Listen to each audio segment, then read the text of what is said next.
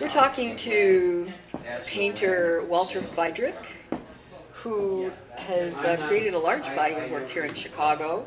This is one of his pieces, Moonlight Allure and Sinister Pause. We might want to bring this up a little bit more so you could see it better. This piece was from 2003. These are both old works. What year was Allure from? It's 2004. So you have these particular pieces are drawings. Yes. You also have an interesting new art form that you've created with resin. That works in layers. Do you want to tell us a little bit about how you came about that technique? Sure. Actually, this goes back to when I was airbrushing on plexiglass in an abstract manner, and I wanted to get into transparency. So I experimented with silk screening, and I wanted to create a transparent blend.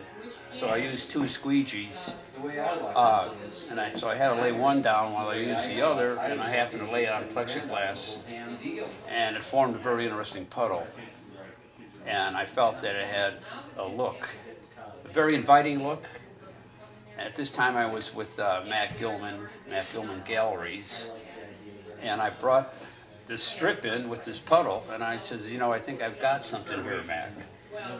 And he looked at it, and he actually walked around the gallery with it for a half hour. And then he says, okay, see what you can do with it.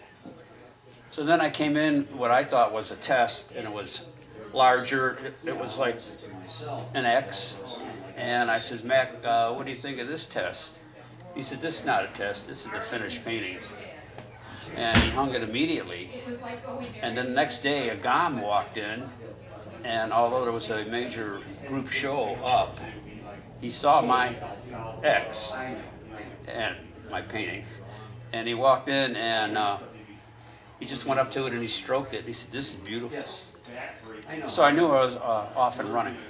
How do you create that layered effect in those pieces with the layered resin? It looks like you're looking at 2 or 3 pieces through a glass dark.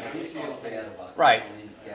Well, I have a supplier that furnishes me with a 2-inch deep frame, and I laid a plexi painting in first, and then I myself have to put in the spacer strips and then the backing art. But once it's all together, it's a nice unified object. I know you created a series of chairs using the same technique, speaking of suppliers, and now the chair, you had clear plastic chairs that you created the artwork on.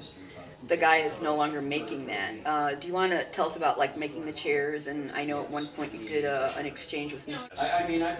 I used this also for the chairs, and in that case, a friend of mine who's known me for a long time said, well, you should do something with chairs. And then she happened to supply me with her friend's 4 plexiglass chairs, which I started on, and then it got me into the charity chair auction. And they were very well received. Then a sculptor friend of mine, he found 4 chairs in an alley, and although the fragmented plexiglass backings, were pretty shot, that forced me to create my own seats and backs, design them. And then I was doing that via hand painting for a while, and also they became installations where they were hung on the wall, but also they were extending plexiglass pieces. My favorite was called Mother Nature, M-U-T-H-A. And it was this wild lady juggling the universe. And actually that was done 6-7 years ago before we got environmentally everybody thinking that way. But then I hooked up with a company that they had an advanced printing machine, and I was able to actually paint on paper, and then give them I went into the computer and worked it, and also all I had to do was give them a disc, and so they printed, and at the same time the printing machine routed out the shapes. So I got into some, I did a Mona Lisa, series that way. Well, you know, you really had bad luck with suppliers, and in your drawings, you had a certain kind of paper that you used that is no longer being made. Do you want to tell us about that? Yeah, actually, it's an old photostat paper, and What was it called? you know what? There was like a number for it, a Kodak. It was a Kodak with a number, and so I found that by applying a ink wash on it in a controlled manner, I was able to come up with a very interesting look, unique unto itself. And then I would draw on that. And so now, when I did run out, that forced me to work different ways, and I do have another way of working right now that I feel real good about. And I put on a watercolor wash, but I manipulate that, and then I work with colored pencil on top of that, and it has a whole different look, because it has more a cool look.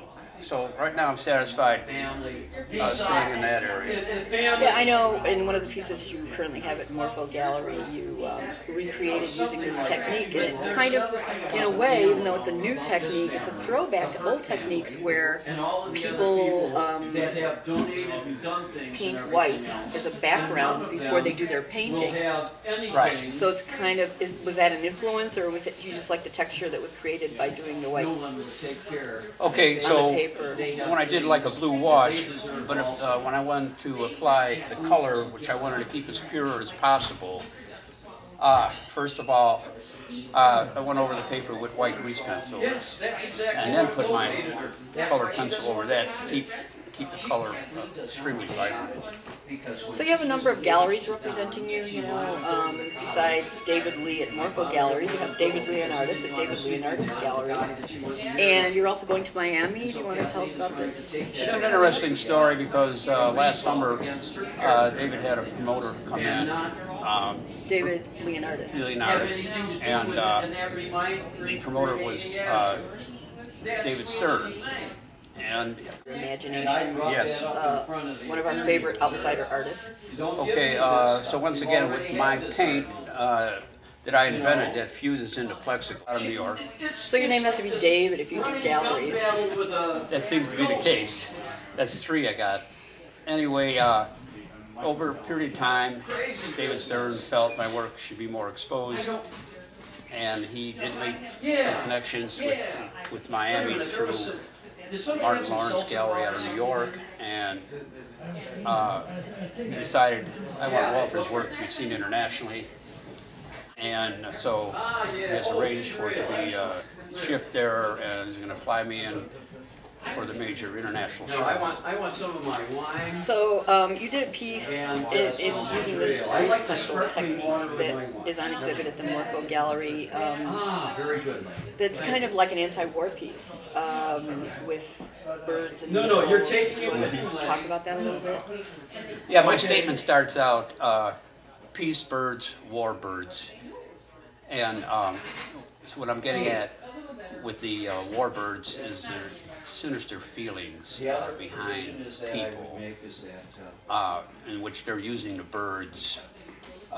For example, the birds have insignias on them related to military aircraft, and the women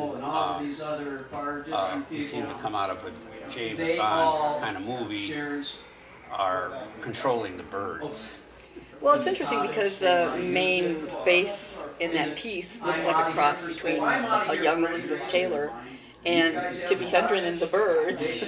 So you have that iconic Hollywood look, which I know you want to do a series eventually using Hollywood icons. But when I first asked you about the piece, you jokingly said that, you know, you wanted more of Walt Disney to meet Walter Fydryck. Yes. Walt Fydryck. Right. So I thought that was kind of like an interesting description of your work, how it's both popular and new at the same time, uniquely your own, but it reminds you of different things. I know you have a fetish series. Do you want to talk about that a little bit?